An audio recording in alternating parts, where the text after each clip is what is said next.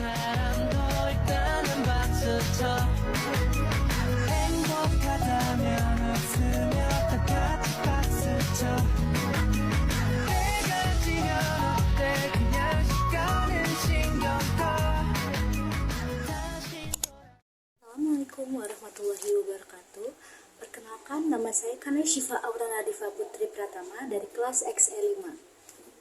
Nomor absen saya nomor 16. Saya berasal dari SMA N7 Kota Bogor, tahun ajaran 2023-2024. Di sini, saya akan mempresentasikan materi tentang jaringan komputer dan internet, mata pelajaran TIK atau informatika yang diajarkan oleh Pak Susandi Eskom.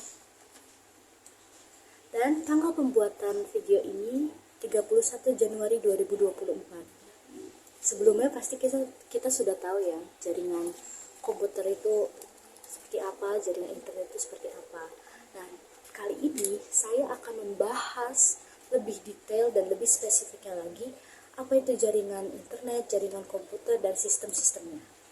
So, check it out. Oke, jadi ini saya akan membahas tentang sistem jaringan komputer dan internet. Di sini saya akan tampilkan PowerPoint-nya. Oke. Pertama ada jaringan lokal dan internet. Jaringan komputer menggunakan dua buah atau lebih perangkat dengan sistem komunikasi yang terstandarisasi secara global, yaitu Transmission Control Protocol atau Internet Protocol Suite, yang menghubungkan komputer antara dua jenis, yaitu jaringan lokal dan jaringan internet. Perbedaan dari keduanya yaitu pada jangkauannya.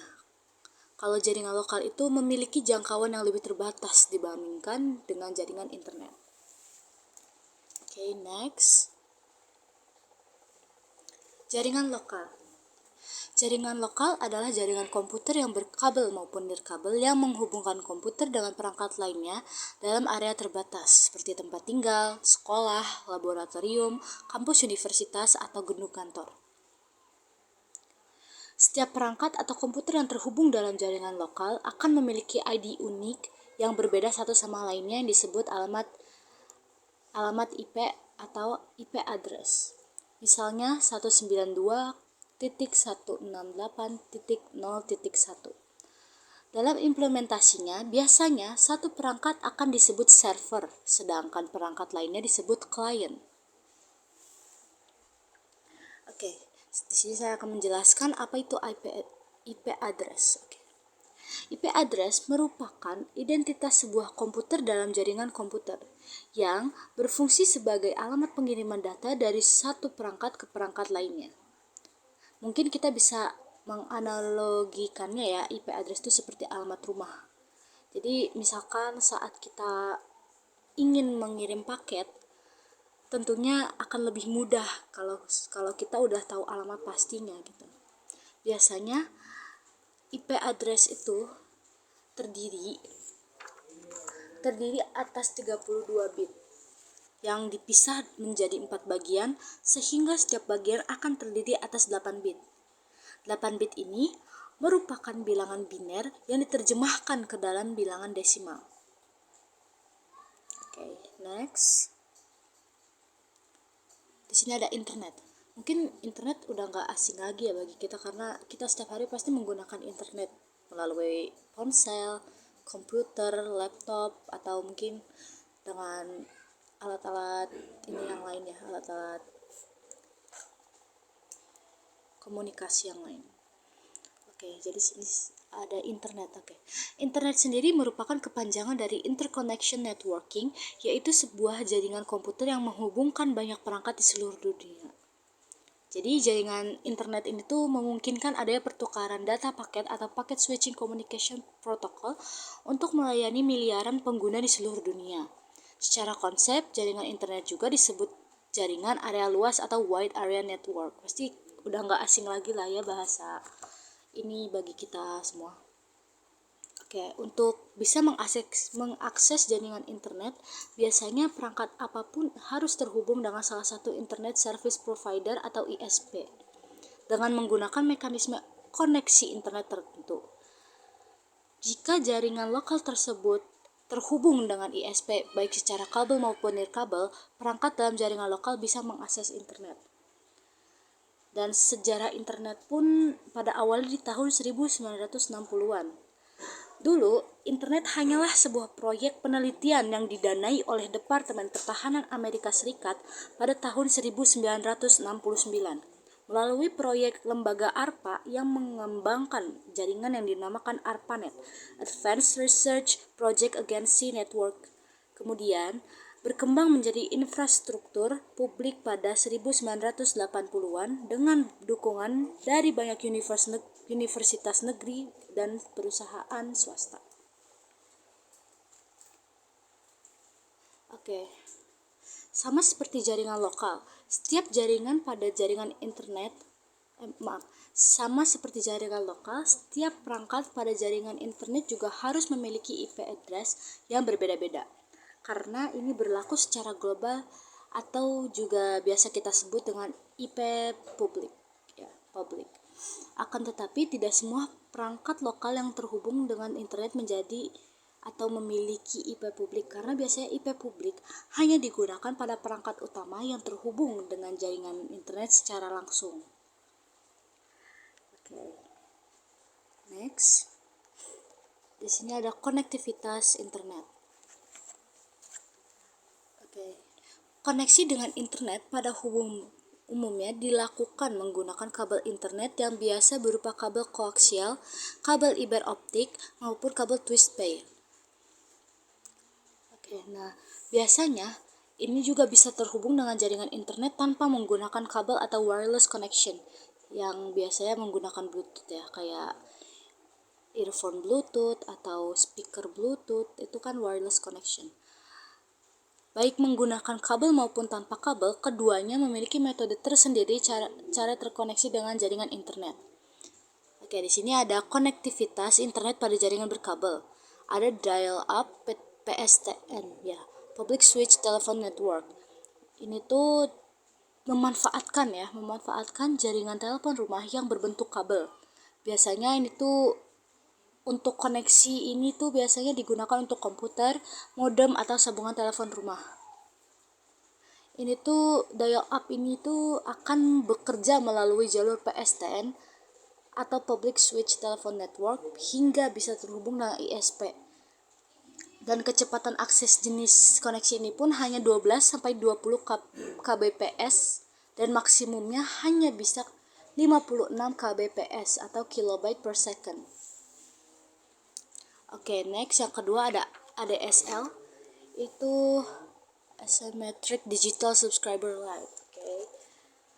Sama seperti dial-up, ya, koneksi internet ADSL pun bekerja dengan menggunakan teknologi modem. Tapi modem yang digunakan bekerja pada frekuensi antara 34 kHz sampai 1104 kHz. Berbeda dengan modem konvensional yang bekerja pada frekuensi di bawah 4 kHz.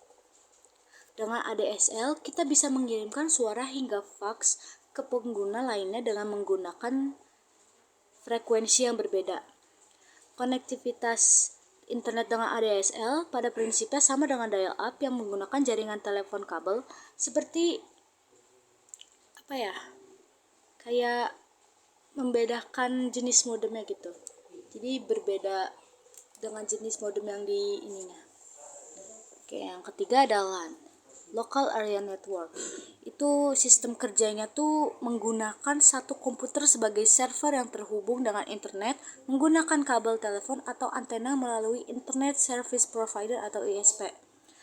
Kemudian komputer lainnya hanya perlu terkoneksi dengan server untuk bisa mengakses internet dengan menggunakan kartu LAN atau LAN card, ya. Dan kabel koaksial atau UTP, ya. Jaringan koneksi internet ini hanya mencakup wilayah yang sangat kecil. Jadi dia nggak luas seperti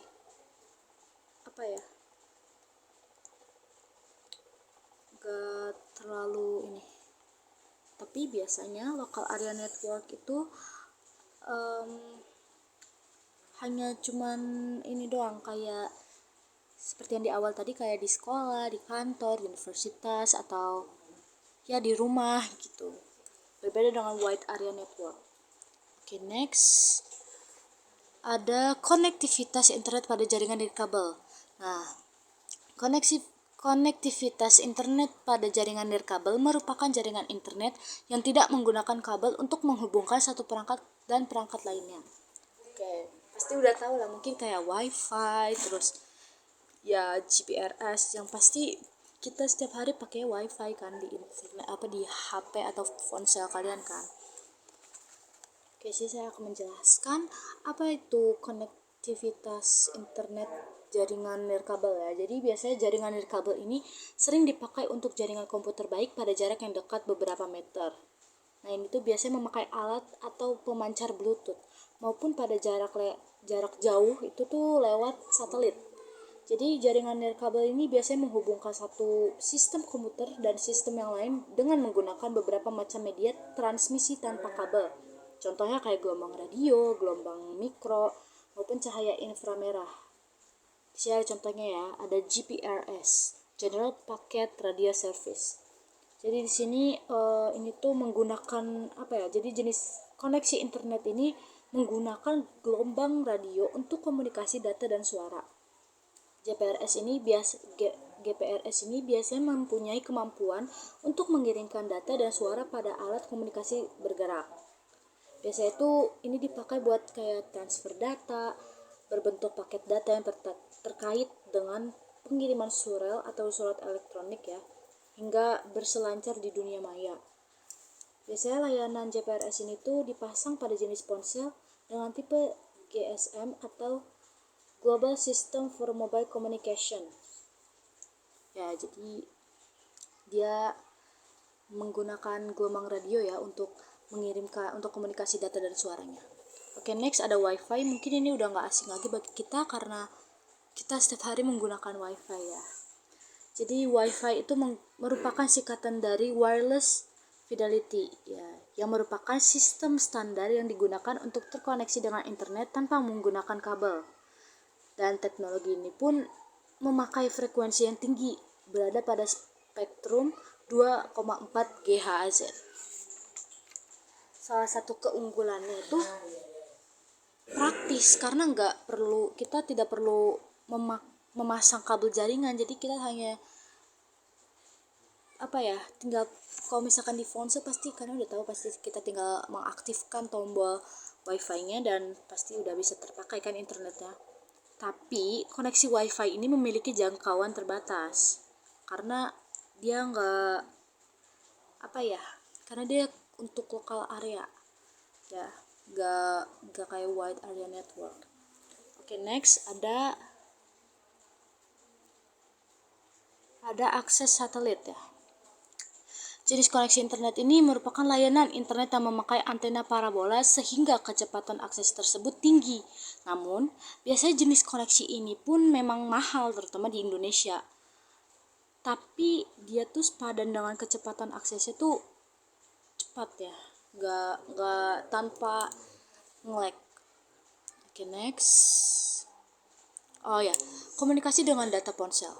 Salah satu penggunaan jaringan internet dalam membantu kehidupan sehari-hari ialah sebagai sarana komunikasi baik melalui ponsel maupun melalui perangkat lainnya. Ya pasti kita udah tahu ya, karena kita hampir setiap hari menggunakan ponsel ya, apa-apa dari ponsel gitu. Oke. Di sini ada pertama ada jaringan komunikasi pada ponsel. Ya, tadi kita udah jelasin ya, kalau komunikasi data merupakan sebuah mekanisme pengiriman dan penerimaan data dari satu perangkat ke perangkat lain. Namun, karena makin berkembangnya teknologi internet, saat ini komunikasi data menggunakan ponsel bisa melalui jaringan internet antara lain sebagai berikut. Ya, di sini ada GPRS ya, tadi udah dijelasin. Ini tuh dia mampu memiliki kecepatan antara 35 sampai 170 kbps. Ini tuh hanya cukup untuk mengirim pesan yang tidak terlalu panjang, jadi masih ada batasnya. Oke, next ada ini Edge ya, merupakan jaringan internet yang memiliki kecepatan lebih baik dibandingkan dengan GPRS karena kecepatannya lebih banyak ya, lebih tinggi. Dia 120 sampai 384 kbps. Selanjutnya ada 3G. Ini tuh biasanya Mungkin sekarang udah nggak terlalu ini ya kalau 3G, karena sekarang internet udah mulai pakai 4G dan 5G ya.